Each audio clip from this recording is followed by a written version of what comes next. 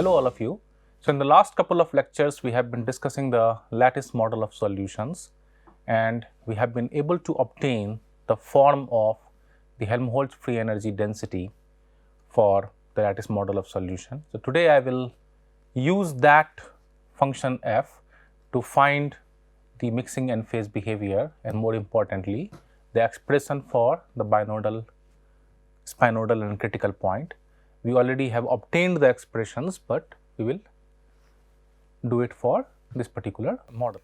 So where we have been so far is the Helmholtz free energy density of the lattice model of solution is given by F phi is equal to kBt by Vc phi ln phi plus 1 minus phi ln 1 minus phi minus chi phi square. So the first two terms are basically coming from the entropy, and the last term is coming from the energetic interactions.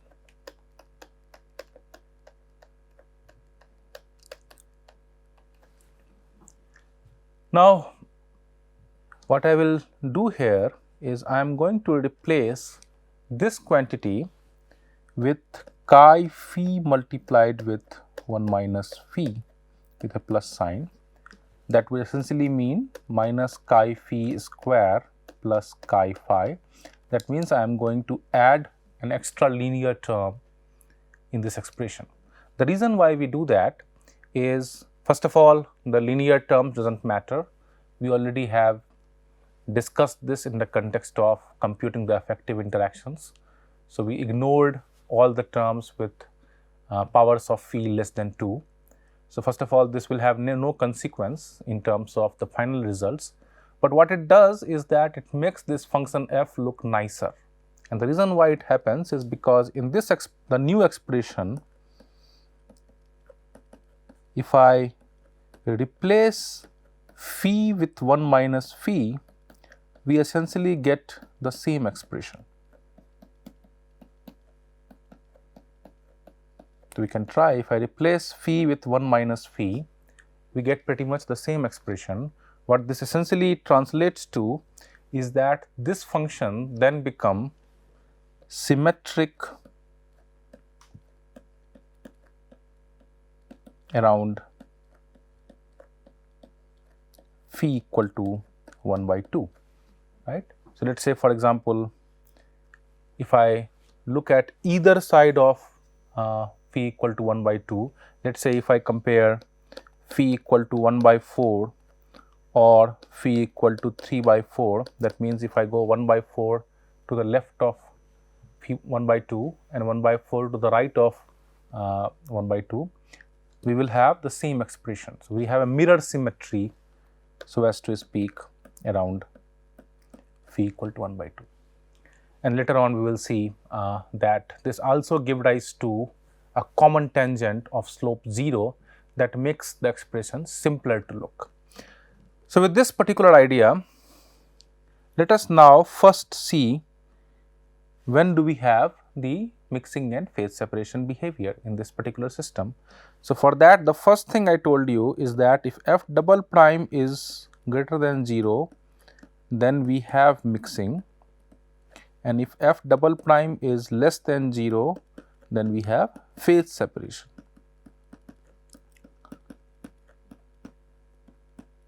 And that was discussed in the context of graphs which were like having a single maxima or minima. For the case when you have multiple of them, in that case we have discussed the idea of an spinodal. That was the point where f double prime is equal to 0. Between the spinodal, we have a regime that is unstable, in which f double prime is greater than 0, and then we have f double prime, so f double prime is less than 0 in this regime, f double prime is higher than 0 on this side and this side, and between these 2 points we have some sort of a meta-stable regime. Then we already have discussed this, right. So, ultimately if I want to establish these things, basically ultimately we have to find the derivatives of f, right. And later on we have also discussed that if I look in, for example, in terms of the temperature volume fraction phase diagram, I can define binodal curve, spinodal curve, and they will merge at the critical point, and the critical point is given as f triple prime is equal to 0, and of course spinodal is given as f double prime equal to 0, and binodal is given as f prime phi a is equal to f prime phi b is equal to f phi b minus f phi a by phi b minus phi a. So, the advantage of using a mirror symmetric expression is that this quantity become equal to 0, because the common tangent that we will draw, and we will see in the more details, is going to be along the horizontal line, and therefore, the slope is going to be 0, and that will make the expression simpler. So, let us go ahead and first try to find the derivatives of f of phi.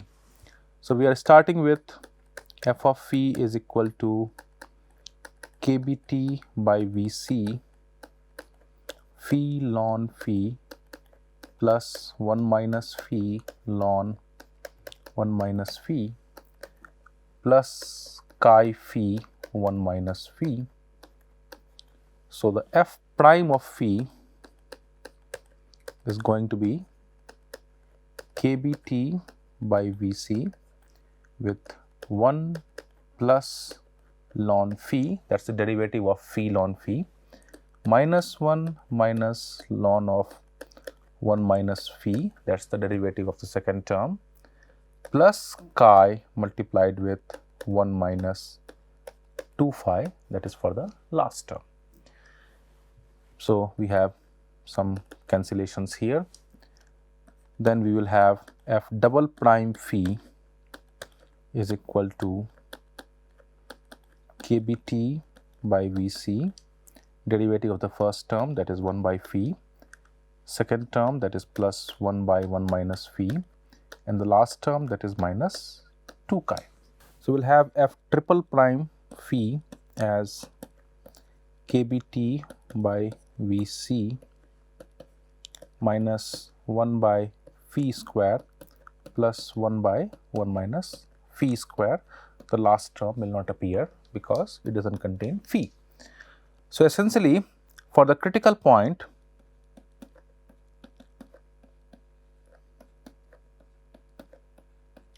we are having minus 1 by phi square plus 1 by 1 minus phi square is equal to 0, that is 1 by phi square is equal to 1 minus phi square, and that will be true when phi is equal to 1 by 2, right.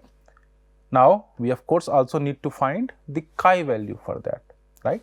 So, keep in mind here that chi is inversely proportional to the temperature. So, the effect of the temperature is contained in the variable chi, right. Just like we had for temperature higher than critical point, we said that we will be in a single phase regime. The similar thing can also be applied for the chi variable, because chi is a function of temperature. So, we have to find the chi value for the critical point, and this we can find by first finding the spinodal expression. So, from spinodal, what we find is that 1 by phi plus 1 by 1 minus phi minus 2 chi is equal to 0, that is chi of spinodal is 1 by 2 of 1 by phi plus 1 by 1 minus phi. Now, since spinodal curve also passes through the critical point. If I find the value of spinodal at phi equal to 1 by 2, that is the critical point value, we should find the chi value at the critical point, that is chi c is equal to 1 by 2 multiplied with 1 by 2 plus 1 by 1 by 2, that is equal to 2. Yeah, so if I now want to plot what my f of phi look like as a function of the phi variable, although we do not know the form yet, there are few things we know. There is a critical point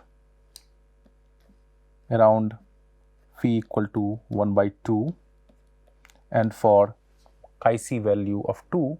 So, let us first look at what is the behavior we expect for chi higher than the chi c value and chi less than the chi c value. So, we have already found the f double prime is kbt by Vc multiplied with 1 by phi plus 1 by 1 minus phi minus 2 chi, and for chi equal to chi c, we know that the f double prime is equal to 0, right. So, I can basically write this expression as something like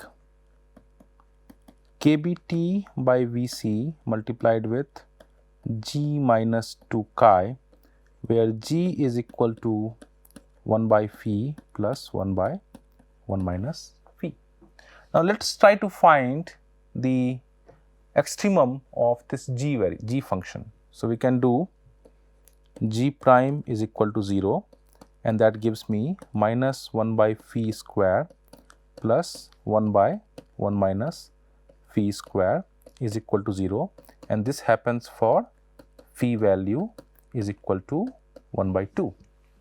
Now, we can go ahead and find the second derivative to see whether it is going to be a maxima or a minima, and what we find is it is equal to 2 by phi cube minus 2 by 1 minus phi cube, and then there is another plus that comes in there. So, clearly this is higher than 0 because phi is between 0 to 1. So, this is a point of minima. So, the minimum value of the function g is therefore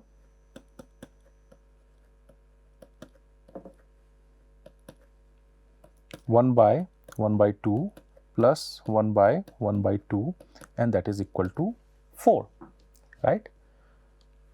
For any other value of phi, this quantity is going to be more than 4. We can try plugging in a value. Let us say, for example, we are doing it for phi equal to 1 by 3. So, we have 1 by 1 by 3 plus 1 by 2 by 3, and that gives me 3 plus 3 by 2, that is clearly more than 4. So, what this means then is my f double prime, that is kbt by Vc g minus 2 chi. So, the minimum value of that is equal to actually 4. The minimum value is equal to 4, right. So, if chi happens to be less than 2, we can be certain that f double prime is always higher than 0, and when that happens, we can be certain that the system will form a homogeneous solution or mixing will happen, right. So, in other words, since chi c is equal to 2, we can say if chi is less than chi c, then we always have the mixing behavior. On the other hand, when chi is higher than 2 or when chi is higher than chi c, clearly we can have situations where f double prime happens to be negative, but that will not happen for all the values of phi, because for very small value of phi, the quantity g, that is 1 by phi plus 1 by 1 minus phi, has very high value. Let us say if I plug in phi equal to 0 there, we are going to have g equal to infinity, right. So, we will not have a situation where f double prime will be less than 0 for all values of phi. So, we can never have a situation of complete demixing, so as to speak, or complete phase separation, right. But phase separation may occur for certain value of phi.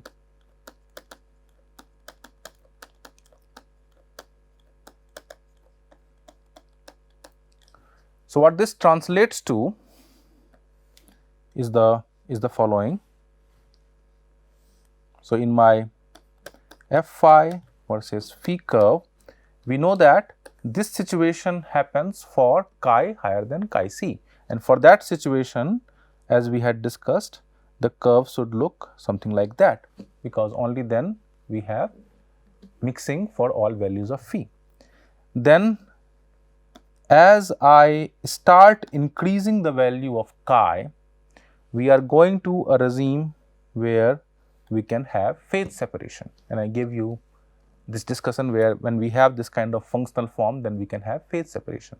We will never have a situation where it is fully convex, because complete demixing is not possible in this situation. So, for chi less than chi c, this can be the behavior. So, therefore, what we can say is that for chi is equal to chi c, that is the spinodal point, this f double prime becomes equal to 0. So, that is where we can say we have an onset of the phase separation behavior, right. So, what we have been trying to establish is the different phase regimes for this particular problem, and we found that there is a variable chi c that dictates that phase separation behavior. For chi value less than chi c, we have always mixing. For chi value higher than chi c, we can have a situation of phase separation.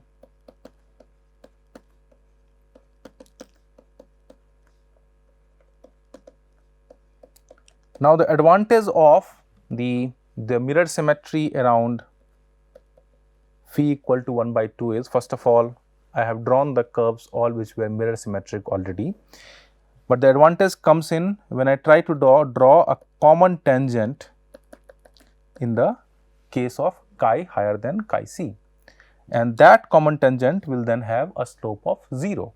So, the binodal line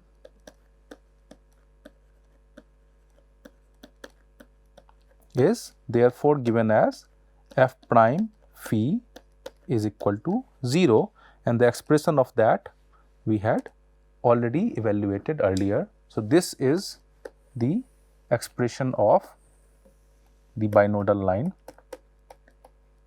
This is the expression of the spinodal, and here is the value of critical point. So, in this particular discussion, what I wanted to establish is that within certain assumptions, we can make toy models which qualitatively describe the phase behavior of solutions, and the particular example that we were focusing on was on looking at the mixing and phase separation behavior. So, we have been able to both derive the function f and to show its usefulness in characterizing the mixing and separation behavior, and it turns out, and we have discussed in detail, that if I know f, I can pretty much get the entire phase behavior. So, this is one way of doing it for the lattice model. Of course, when we are coming to the molecular simulation part, we will be doing the same exercise more rigorously for a more elaborate phase space. So, before I conclude here, let me tell you that this lattice model of solutions, even when it is quite simplistic, finds its use in many applications than we can imagine. So, I have taken an example of a liquid solution where solute and the solvent molecules were of the same volume, but it also finds use in the study of polymers, where polymers are clearly much larger than the solvent molecules. So, in that case, what we assume for a polymer solution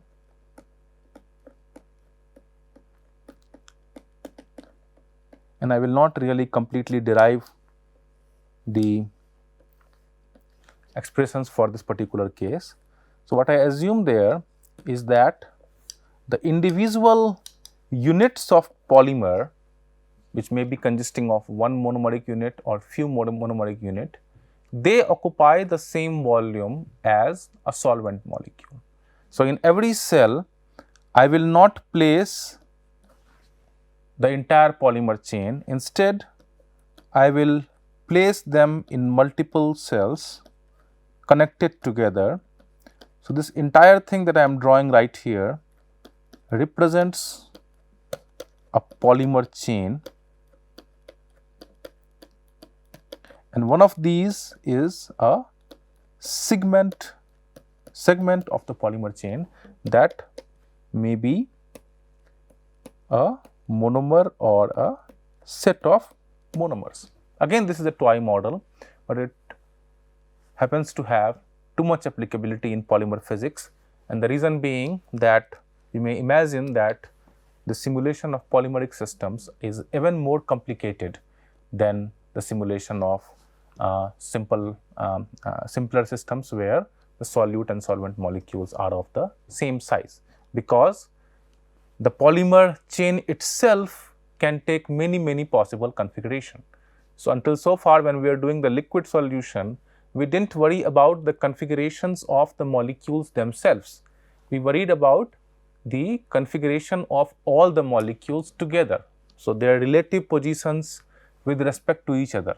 But in the polymer case, the configuration of the polymer chain itself or the structure of the polymer chain itself adds a huge burden to the phase space, and therefore, it is even more complicated to simulate, and therefore, in the polymer solution literature, it is very common to use lattice models both theoretically and in simulations to simulate that.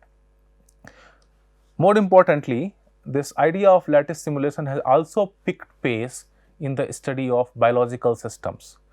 For example, phenomena such as self-replication can be described within a lattice model kind of a framework. If we think about it, we are looking at a biological problem that is in some sense even more complicated, and the toy model that we are building is therefore even more simpler, but nonetheless those kind of lattice models happens to have great utility in extracting the physical behavior, the qualitative behavior regarding those systems. So, with that I wanted to conclude the discussion today. Thank you.